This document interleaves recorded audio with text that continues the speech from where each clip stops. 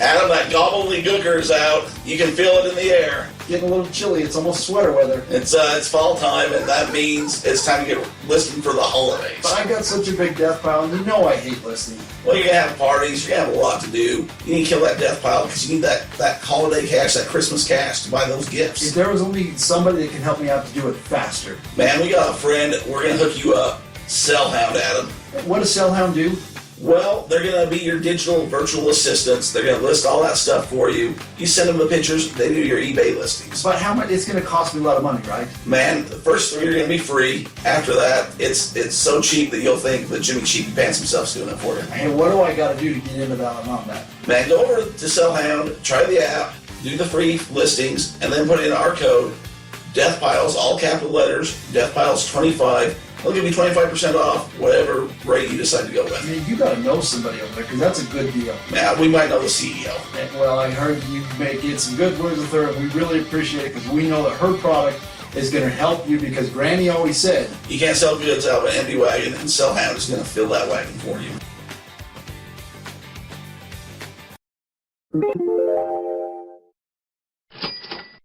Here comes the money. Here comes the money. Money, money, money, money, money, money, money, money, money. Money, money, money, money, money, money, money, money, money. Money, money, money, money, money, money, money, money, money. Money, money, money, money, money, money, money, money. Welcome, Death Piles and Taxes listeners. D-Roy, you're a little under the weather, but I mean, it's one of those things we're taking precautions. So it's when you get that kind of tickle in the back of your throat. I do know that. And it's kind of been to that. Now I've been coughing and everything else, and I didn't want to kill you off. So well, I appreciate we're separate studios, but same podcast. Yeah, I appreciate that. Like, thanks for looking out for us. Hey, man, it's been an awesome week.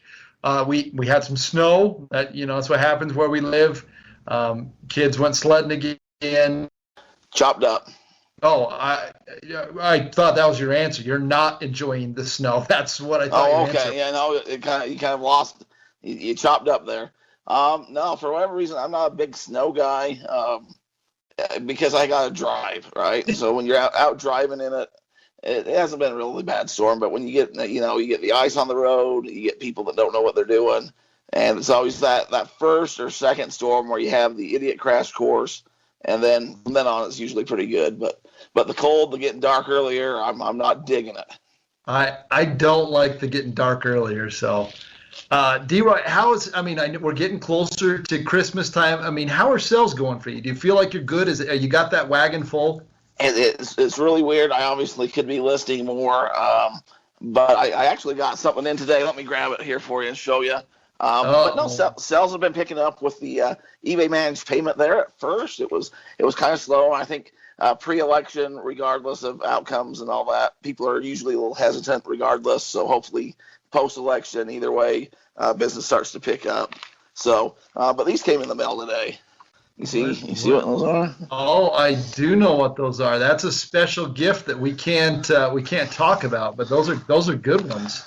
That was a card last year that made me over $1,000. That's Derek's holding $1,000 bills right there. And these were imported from the good people over in Ireland, and I switched up this year. They have a date where it expires 2021, so hopefully. They can't reuse them every year. They'll have to keep, because at first I thought, well, they can just keep reusing them, but they put a little holographic sticker on there that says expired 2021. So you'll have to keep coming back is the idea. But smart man. Got to get them up on the marketplace. That's more of a marketplace play. Had some cards go. I've had a little bit of everything going. It is starting to pick up a little bit. It's not near the fourth quarter numbers, but I think that's just a little hesitation, and obviously. Closer we get, the more it's going to be rolling. Yeah, I think with the election. Or I'm selling the wrong stuff. I don't know. You never know. I mean, everything happens. It's getting closer to tax time. I know it's weird. I'm getting ready. I'm going to take a few days off this week. Take off, a week for Thanksgiving. November is usually a great month for an accountant because you're done with quarterlies. Year end's not quite happened yet, so I'm in a good spot right now. I'm very, very excited for the next couple weeks. Yeah, I'm kind of doing that same thing. I played it smart.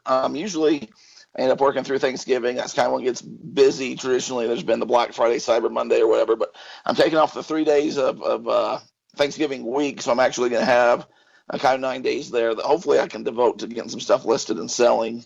That's the idea anyway. So, I mean, also friends, family, whatever. But that's the big point is take a little time off and hopefully make more money at home than I would be at work. There you go. So, yeah, like I said, we're excited. Derek, we were able to pull a special guest that we're gonna throw in the interview here real quick. Hey, before we get there, I don't know if you saw this or not, but you remember Kyle Lewis from a few weeks ago, Seattle Mariner heads up from Waddy? I do remember that. Yes. Well, last night he was named they voted him anonymously. What's the word I'm trying to come up with there? Unanimously. Unanimously. Yes. Like I said, I'm not feeling the best. Rookie of the year. Wow. So I was able to load up on some cards from the tip from Waddy, and I'm going to get them graded, and hopefully when he goes to be a big star somewhere else, because that's just what happens to the Mariner players, I'll be able to cash in. Thank you, Waddy, for that. Thank you, Waddy. Yes.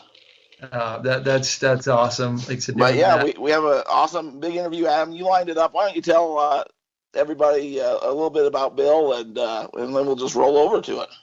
Well, like I said, we're recording this on November 10th, 2020. When the day happens, we can go back and know that, hey, these guys were right. I told you the soccer market is getting big. We've talked about it over a podcast. We talk about selling fun stuff, flipping stuff. But I've kind of really found out I'm going to get into a little more vintage, the long haul soccer cards. There's such a low population. And that's what I'm trying to do is I'm trying to find some soccer cards so that in 15, 20 years, when I'm getting to that age, I need the D-Roy money. I can just sell some cards and live on the what do they call it? Slice the fat hog. Is that the right term? That's the polite term. There's a few phrases for that kind of money. So that's kind of what I'm hoping. So anyways, I was scouring the internet trying to find the guys in the know. And I came across Bill from Collect Futbol. You got to make sure you say it right. Futbol, not football. And came across this podcast, came across a couple of YouTube videos. And, Bill, he didn't toot his own horn, but this guy has got some stuff, man. Oh, yeah. I mean, we talk about me being Mr. Wrestling Card or whatever, but Bill is the absolute, he's the soccer king. He has got some stuff. Like it says, there's some big dollar amounts. I mean, a Pele card just sold, in the open market for like $300,000. So there's some big money in these things. And like I said, I've been buying some lower end cards. I'm going to lower end is just some cards for $5, $10, $15, $20 that I know are going to go up because I'm buying Michael Jordan rookie cards. That's what I'm buying. I'm buying Mickey Mantle rookie cards that nobody knows about yet, but as the world expands and as soccer keeps getting bigger and bigger, I'm pumped. I'm excited to get the D-Roy train with wrestling, but before it happens. I mean, yeah, a lot of people right now are probably thinking, well, soccer's not my jam or whatever. Hey, I'm not a huge soccer guy, but we learned a lot from the interview. Obviously, by saying that, we've already had the interview. We're going backwards here a little bit, but it's worth your time to listen. It is worth your time. Like I said, good advice. If you whatever you're obviously listening to this podcast, we're getting some deep dive. We're getting some real good tips. Like I said, Bill he's the best of the business, and you're going to find out some real good information. You're going to see some cards. You can check his stuff out. We'll put some links out there. But hope you enjoy it. Like I said, here's the interview with our buddy Bill from Collect Futbol.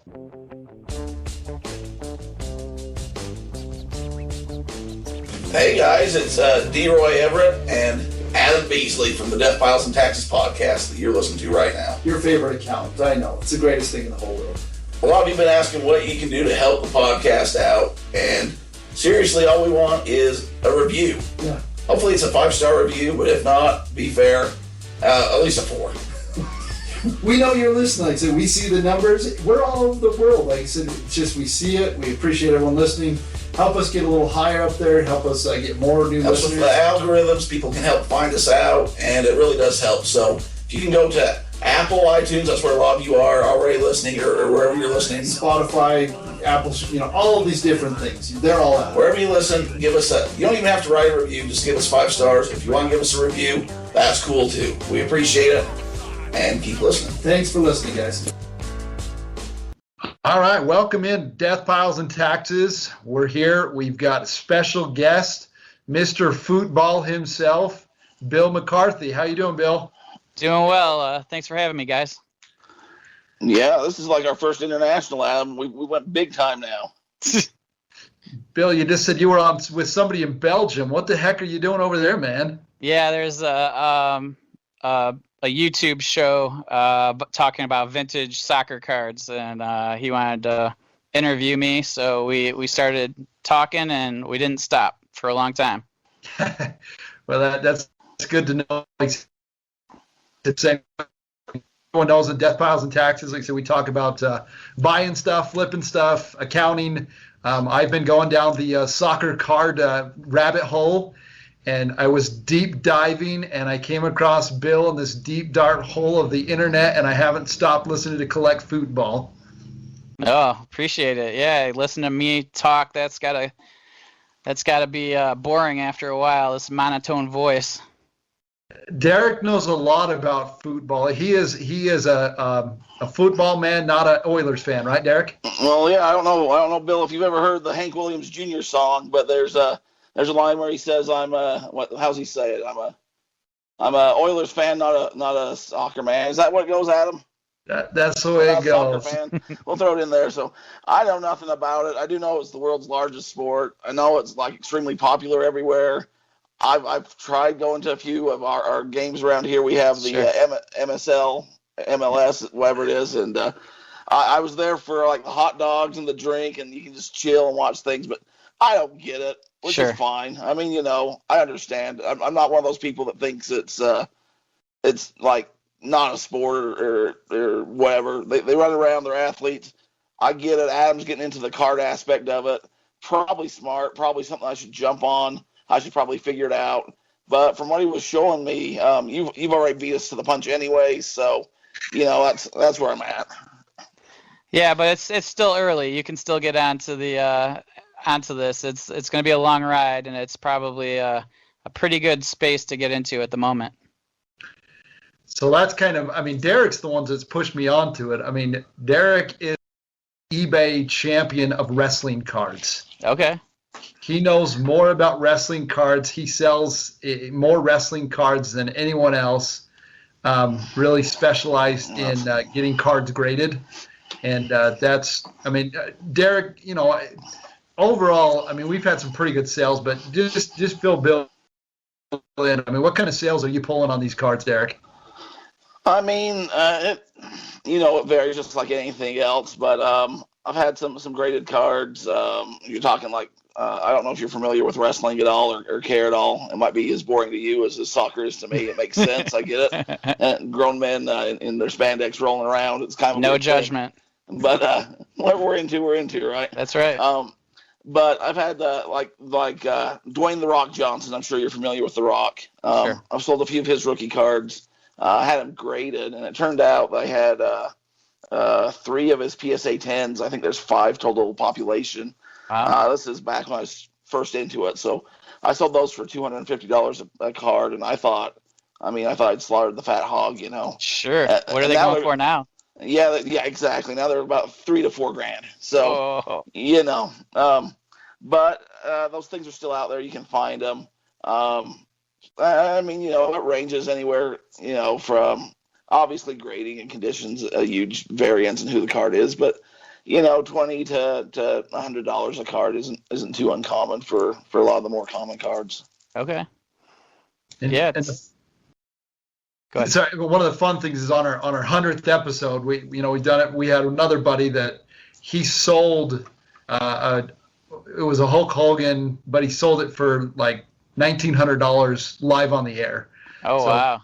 We were pretty pumped about that. He bought it raw and got it graded, and it was fun. And now even that card, that was probably 2 months ago, and that card now is like $2,600. It's crazy to say what's going on. I mean, it's insane. And I think that's across the board. What are you seeing on you want us to call it football or soccer? I'm going to call it soccer. Let's call it soccer, because that's Okay. that's what America calls it, and that's fine. That's the football is just, I just use that because soccer was taken or something like that. So what are you seeing with those cards? Adam's getting into it a little bit. As far as grading and stuff, what's available internationally, or how are you going about that, or do you just not worry about that? Well, I mean, there's a lot of the collectors are actually American, so like grading's still an important part, just like any other sports card or any sort of card collecting. The issue, there's a lot of international collectors as well, but they just have to wait a lot longer because they got to mail everything to PSA or any of the other grading companies, and they're all based in the US. So there's just it becomes very expensive for them. So a lot of times they end up selling cards ungraded, which is an advantage for people in the States because you can buy them, and then if you feel it's worthy of grading, then you can send it in and get it graded. Now grading is more important for like newer cards. It seems like that's more of a value driver when you're for newer. Like when I say newer, I'm talking because I'm 45, so like I grew up, the 80s were like my childhood essentially, and like so since I've been alive, I think grading for cards is more important. Vintage cards are a little less important because most of the time they're not in great. When I'm speaking vintage, I'm talking pre-war, so pre-1945. People are going to be aware that the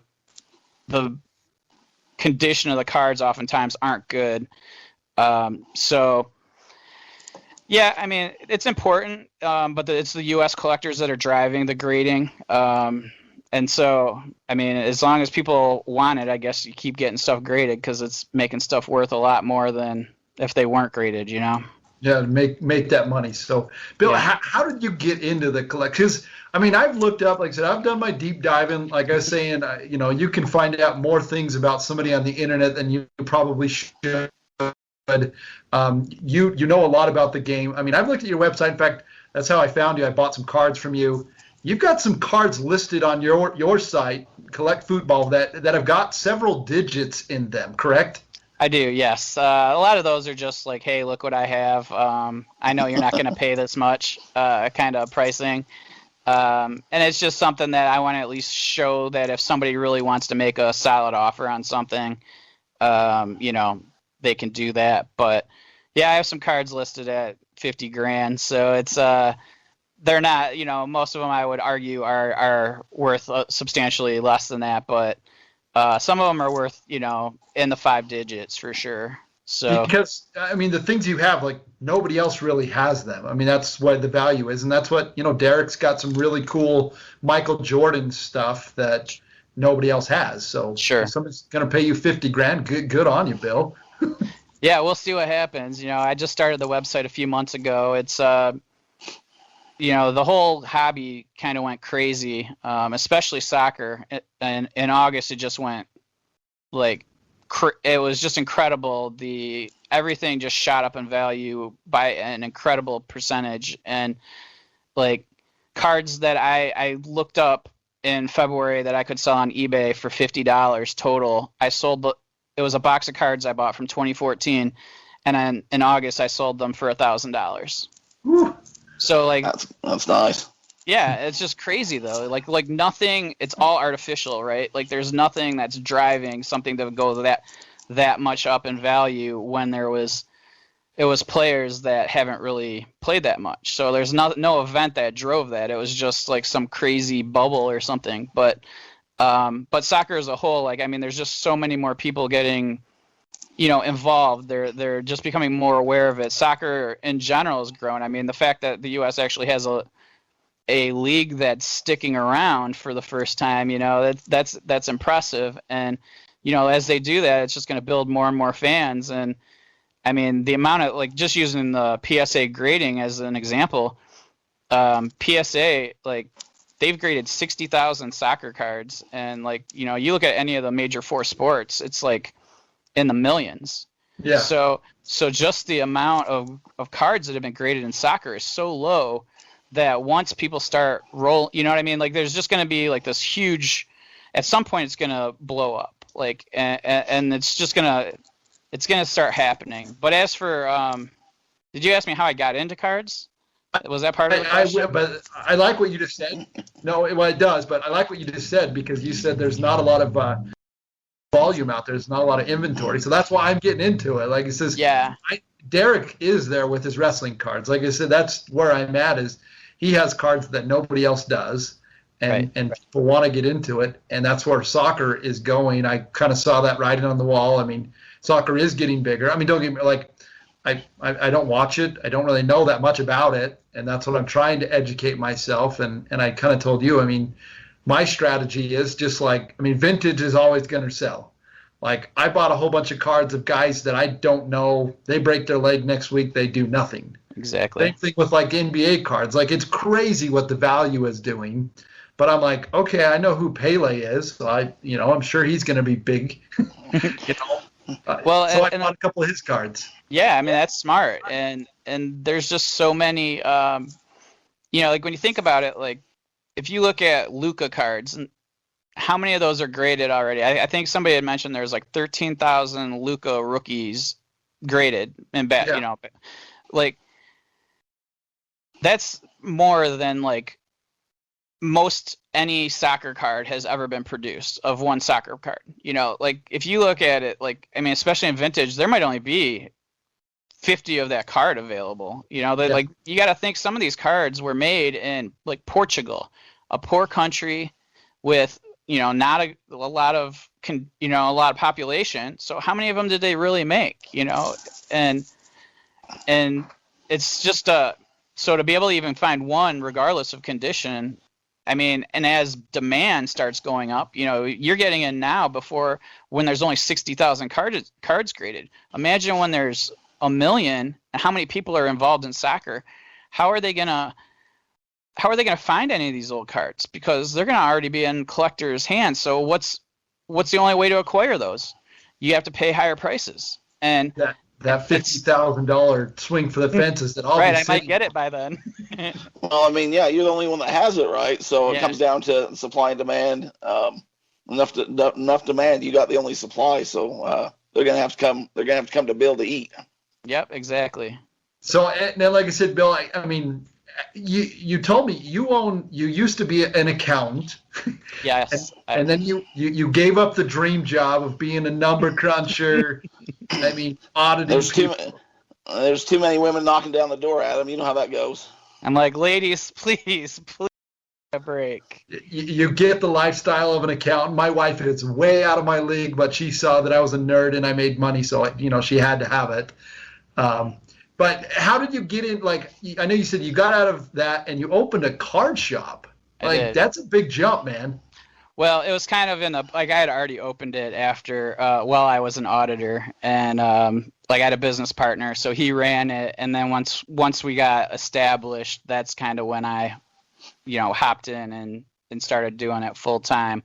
So yeah, I mean, I've been around cards my whole life growing up. That was one of the hobbies I had. I remember opening packs and getting Joe Montana rookies. That's 6 years old, and it was just cool. And there was something to look forward to. If you went to the store and you were lucky enough to have your mom buy you a pack of cards or something at that age, that was incredible, and it was just, fortunately, sports have been a big part of my life. I just, it's just something that's always interested me, and it's just it's part of the culture. It's just what we do.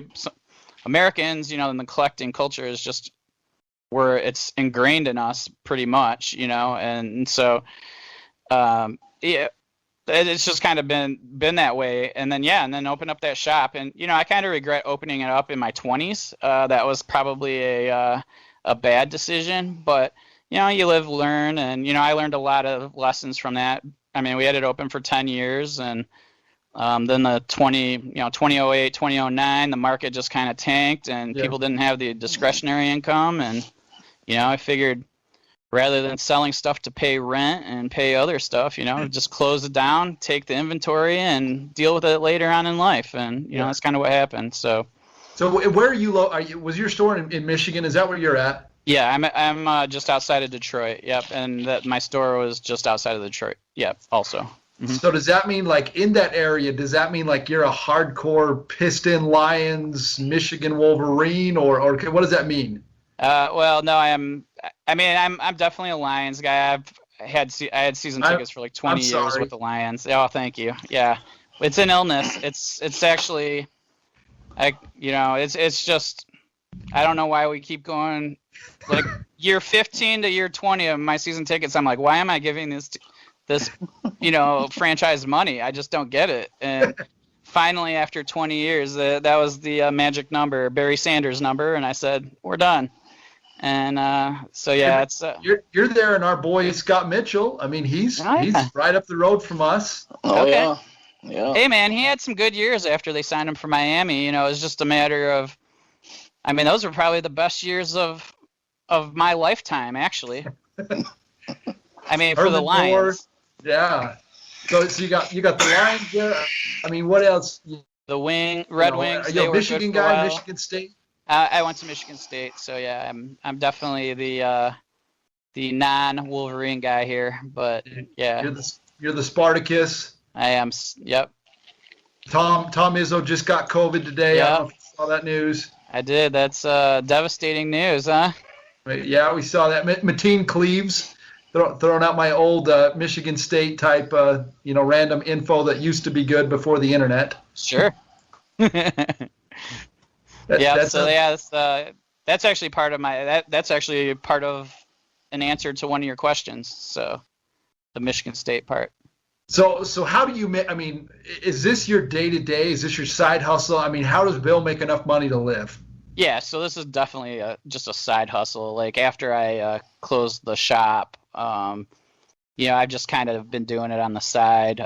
Still do some card shows now and again, and obviously not now, but here and there. But yeah, it's just internet stuff. Like that's my hobby. I go online, I message boards, eBay, all that kind of stuff, just searching for these cards and seeing what I can find. And it's either that or watching TV. So that's what I'm doing. I figure that'll make me a little bit more money.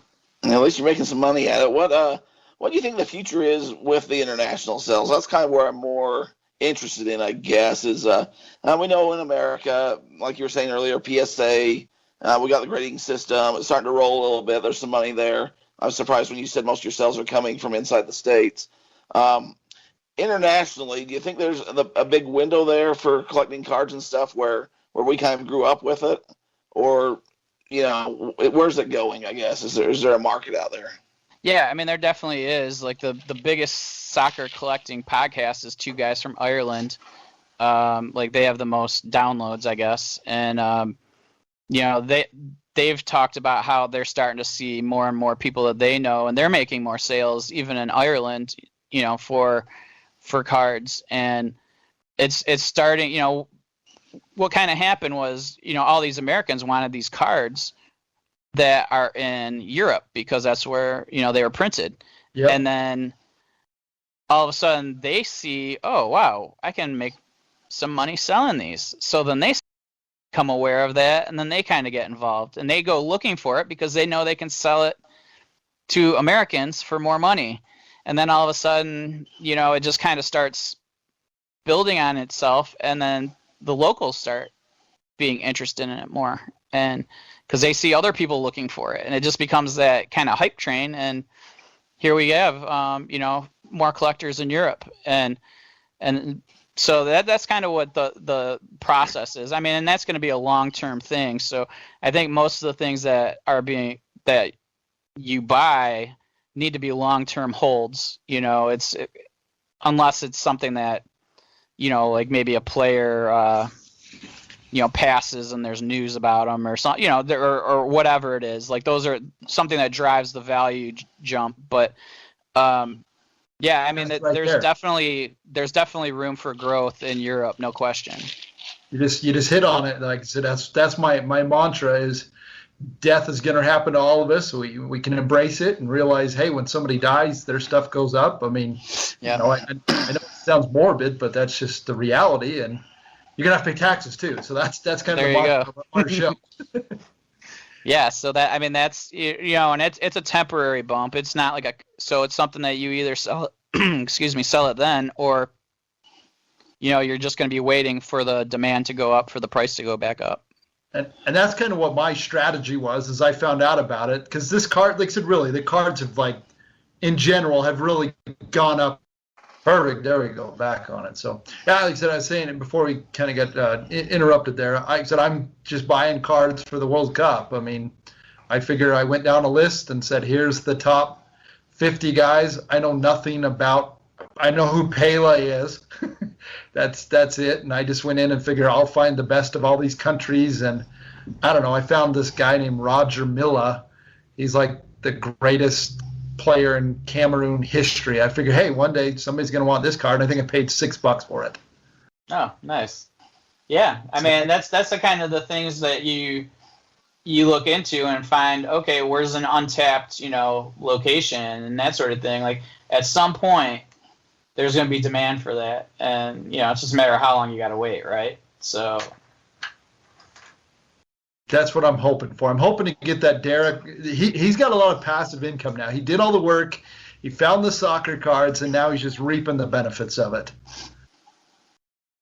Yeah, that's the way to do it. Like, I was fortunate to start early, right? Like I started 8 to 10 years ago, and it was just one of those light bulb moments of granted, I've had interest in soccer since I was a kid, but it just makes sense. It's all there's just way too much potential in the sport to ignore it. And why am I going to put money into a hockey player or a football player, which everybody in America already knows, or in Canada everybody knows?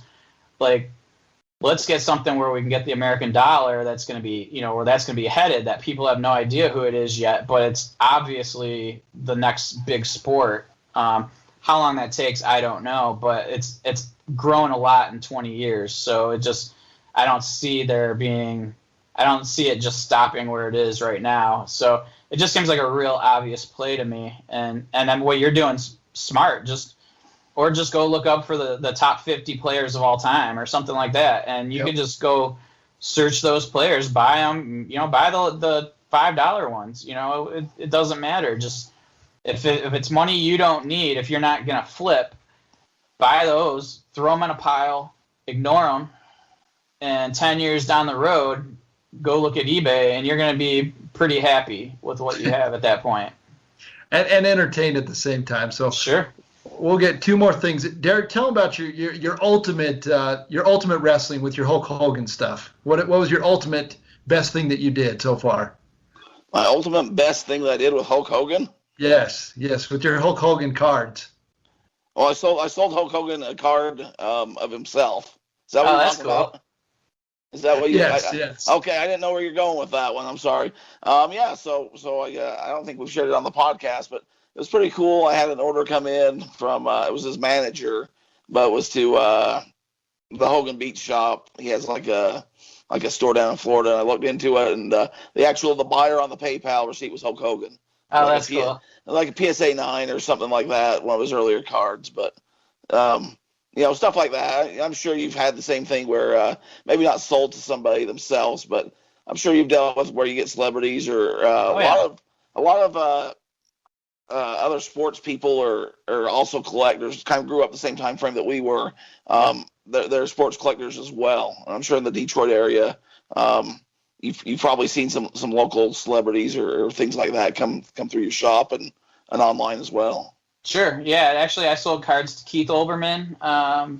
He bought some because he's a big time collector. Actually, with the soccer cards, I don't watch reality TV, but one of my good friends, she's like, "Oh, you don't know who?" I told her some guy from some TV show. It's like one of the reality shows that's like a pretty well off guy. He's getting into soccer and he's buying a bunch of stuff from me. That's cool. I mean, there's people with high net worths getting into the soccer area, so they're seeing the potential as well. And it's I mean, I can't say it enough, really. It just seems like it's easy money. Have you sold anything to Gary V yet? No, I have not. But he's really like, I mean, I listen to a lot of stuff, and basically, I know you've been doing a lot of it. You've got this podcast, several ones that you've been doing, but he's the one that says, make a podcast, and that's really what kicked us going into this, and really kind of spurred me to get into the card market. Derek was already in it, and he was making money, and I'm thinking, just like you said, do I want to watch TV and or do I want to research stuff and make money and flip stuff with my kids? And it kind of evolved, and we've talked about this on our podcast that I used to go to thrift stores, buy stuff here and there and flip it, but you can't go to thrift stores anymore. And I don't really care about T-shirts, but I sure care a lot about sports cards. It's been really fun. Yeah, I mean, and that's the thing. Like, either you have that gene or you don't, right? Like, I mean, there's just people that are collectors or have been in this hobby, and I think that it takes a certain type of mentality to do it, because you got to be somewhat patient. Like, it's not going to be most of the time where you can buy something and 2 weeks later you're going to make money on it. It's something that you got to kind of sit back and watch happen. But especially more so with vintage, it's going to be a slow burn, whereas the new stuff is kind of like gambling, in my opinion, because it's whether if a guy stays healthy and performs right, his value is going to go up. But if he doesn't, you're taking a big hit. So it's a little bit more conservative being in vintage, to be honest, but it's more guaranteed as well. Yeah. So I guess, but before we end here, what is your biggest home run, and then what's your biggest oh man, I'm an idiot? Oh, well, I'll start with the idiot one, because that's kind of goes along with the Michigan State thing. I was 100%. Two things were working against me in this situation. A Michigan State wide receiver drafted by the Detroit Lions, 2nd overall, Charles Rogers, and I put way too much money into him. He scored 2 touchdowns his first game, broke his collarbone, had addiction issues, and never heard from him again. And I had a lot of money into his stuff. So what's that? So we're seeing a lot of money. I mean, we're talking Skittles here. I mean, we're not talking $10. We're talking a couple of digits, right? Yeah, thousands of dollars on his cards, but there's a lot of things that I can learn from that. It's just that don't let your fandom affect your decisions, and that was the double whammy. And don't put too much money into one player. Diversify a little bit more, and especially with a current player, and so it's a little easier to put all your money in one basket for vintage guys because they're all retired. But that was probably my biggest what the heck were you thinking, and but whatever. I mean, it's a live and learn. It's I still have a bunch of them. I actually have a couple on eBay, hoping somebody will buy one of his autographs. You never know. I mean, if it's up there long enough, somebody's gonna come by and probably buy it. Yeah, well, and he actually passed away because of his addiction. So his autographs do have a little bit of value because he's obviously not signing anymore. But I think we've learned that level on the local level. Me and Adam fall in love with Utah Ute players, and we might invest a little much there. I think that's a great lesson as far as all the eggs not necessarily in one basket, and sure. That's just I think we've all learned that one. Yeah. When Tyler Huntley, do you remember that name, Bill? You probably Absolutely. Don't know. Do you know who he is? I know who Tyler Huntley is. Okay, I may have done a little Charles Rogers and kind of took from my own stash and put a lot of money on of ones and things. So I'm not praying for anyone to get hurt, but if Lamar Jackson does and Tyler Huntley fills in, you're going to find a real happy guy right here. Well, But, the problem, hey, and the as problem we is were when they talking, cut him. yeah, right. As we Oh, were go ahead. talking, I was the QB analyst in my fantasy football, so I know who Tyler Huntley is Yes. because I just did the draft guide for him. So for last off season, but I'm hoping that practice squad and gets on some because I got a lot of money in him. yeah. So what's your biggest home run, Bill? What's your knock it out of the park? You're like, holy cow! I don't know. You tell somebody that I just sold this card for this dollar amount, and they're like, wow.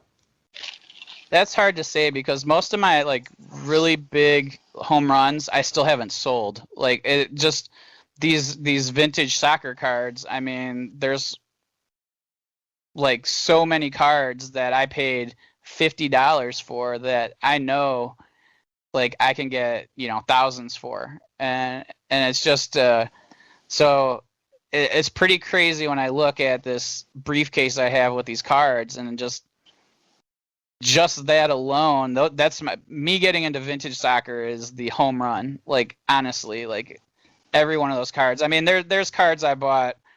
Like I bought a Tom Brady SP Authentic rookie for $10. Like his when he was just coming out of Michigan, and I mean I don't even know what that's worth now, but it sold it for like I want to say it was like 1,500 at the time, and so that was a big hit for $10. I was going to give you 50 right now. I have no idea what they go for now because I don't want to look because I know it's substantially more. But yeah, I mean just the vintage cards alone. Like I bought one of the first soccer cards ever made, and it's from 1896, and it's in incredible condition. And I paid $160 back then just because. Exactly that. The condition's incredible, and there was 2 soccer cards in the set, and so it's one of the 2 from that set, and I still have that, and it's I have no idea like I'm gonna put that in my safe deposit box. 20 years from now, I'll open it up, my time capsule, and at that point in time, we'll see what it's worth. But I have a good feeling I'm gonna be making incredible amount of money off of that one. When you go there, when you get to that, you're going to need a tax guy to make sure that that Honus Wagner type money that you're going to get. Like it says, at that point, look us up. We'll make sure we help you out there. We'll appreciate that. That just do you guys have time for a quick story? Absolutely. We always got time. Okay, so when I was in high school, I worked at the local card shop. So I would just go in and sort cards, and they'd pay me in packs and all that. And there was this big time collector from a city over from me, and he now has cards that are like his collection was so epically known, like that. There's graded cards that say Frank Nagy collection on them because like it was such an incredible collection. And he would come in, show me like T206 sets. Like I literally have like $500,000 of cards in my hands, just mind blowing stuff. And he always just told me, he goes, I knew baseball cards were going to be huge. He goes, when I got married, we got $500. This is, the 50s or something. And he goes, I immediately drove to New York, bought a huge collection. My wife was ready to divorce me. My father-in-law was ready to kill me. He goes, but I've sold baseball cards to pay for my daughter's weddings now. And, Wow. my daughter's wedding. And he just kind of explained what he'd seen. And that's exactly what I see with the soccer right now. And it's just like that. It was just such an interesting, like, I still remember it to this day, I mean, what is this, 30 years later? And, I just remember exactly that story. He actually showed me his house. His basement just had like shelves and shelves. He had like 1952 top sets. Like it's just craziness, but he saw something that most other people didn't. And just imagine getting, into it back then. Like that's where we're at right now with soccer. And I just find it to be like it's just interesting times that it's almost mirrored like what he explained to me back in the day. Do you think, because we're in a bubble with a lot of the other cards that are going, like you were saying earlier, when Luka rookies are going for more than Michael Jordan, there's something wrong there. Exactly. Do you think this is going to even out? Do you think this train ride's going to keep going forever? I mean, what's kind of your thoughts? I know you were saying that soccer obviously is undervalued and a lot more potential, but cards in general, where do you kind of think we're going to be at in the long term? Well, long term, I think that we're okay, but I think that there's going to be a pretty big correction coming up. I think that people are bored right now, and people have discretionary income because they can't go out because all their entertainment dollar is just sitting there that they would normally be able to spend going traveling and doing other things, and so I think that there is the value of cards right now is probably a little higher. Like if we look, let's say 2 years down the road and everything's been resolved, like COVID wise, I think we'll see that values have dropped a little bit.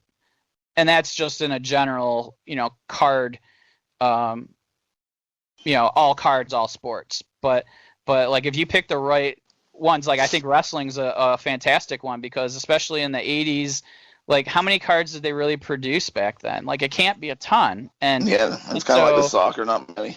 Yeah, exactly. And so like that's a good one to be in. It's just I think that these the major sports we're going to see a pretty big correction. It's just like we're going to lose a lot of collectors when people can go back to living their normal lives. But I don't think we're going to lose all the collectors. So I just think that the bump up in value is going to, like, let's say it went up 100%. It might correct down to only being a 20% bump. You know what I mean? And I think that's more likely. We'll have gained collectors, but we won't have gained all of the collectors that we have right now.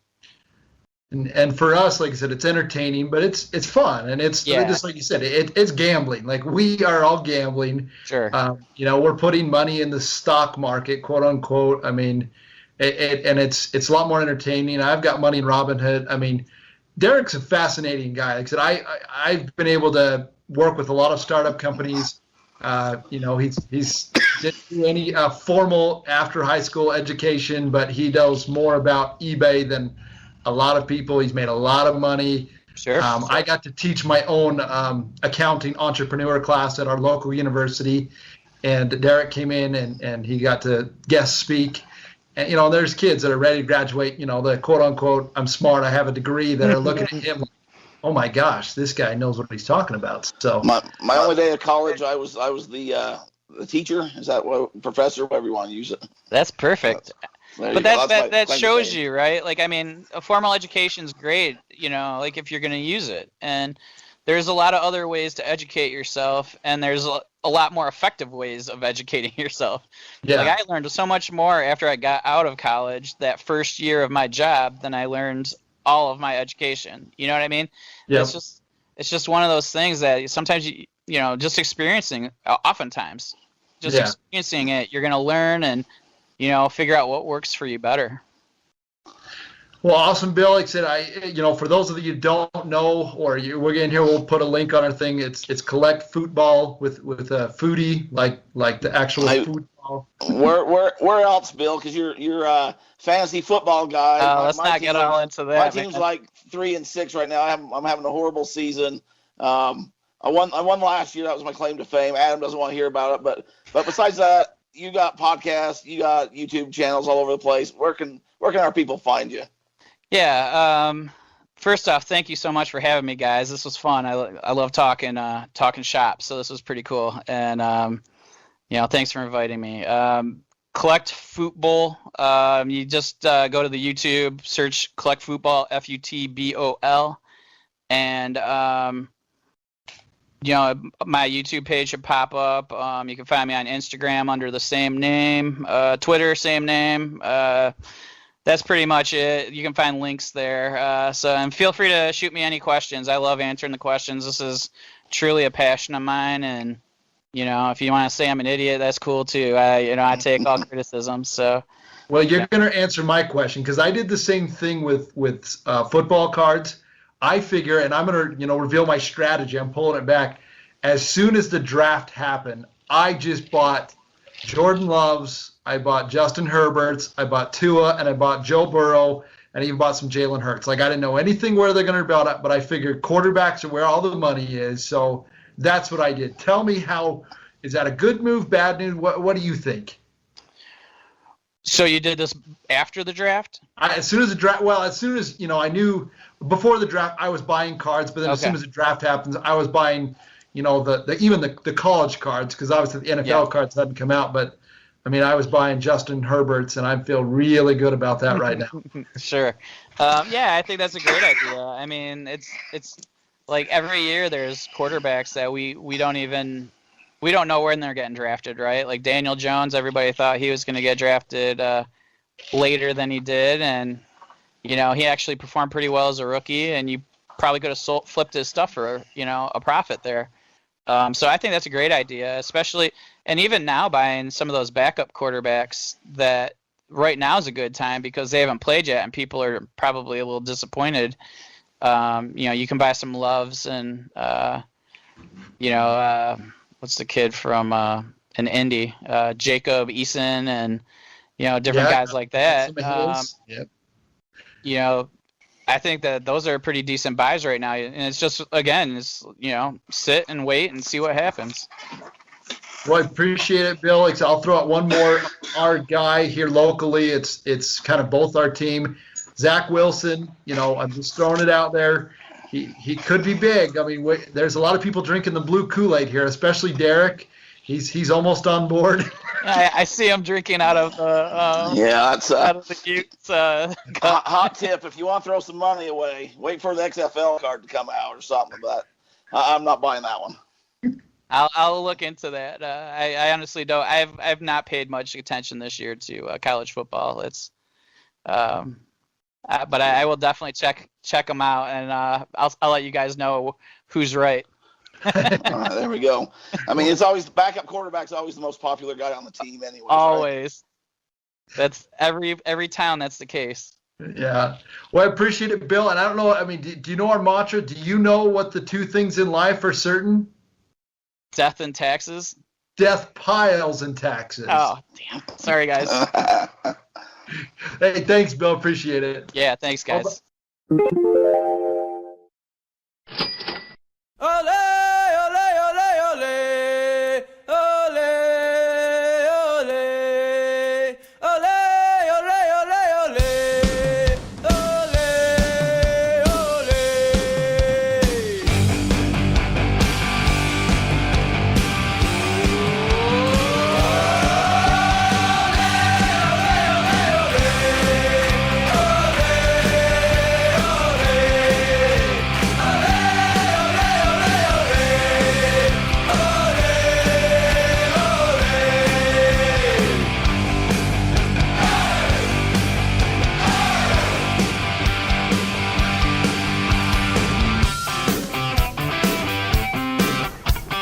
Bouncing souls, no one can beat us. We drink beer and wear Adidas anywhere. We get the itch, we're off to find a proper pitch. Face your summers, get on out. Off we go to kick it about. Win or lose, we're having fun. We won't quit until we're done. We got heart when we play. Take you on any day.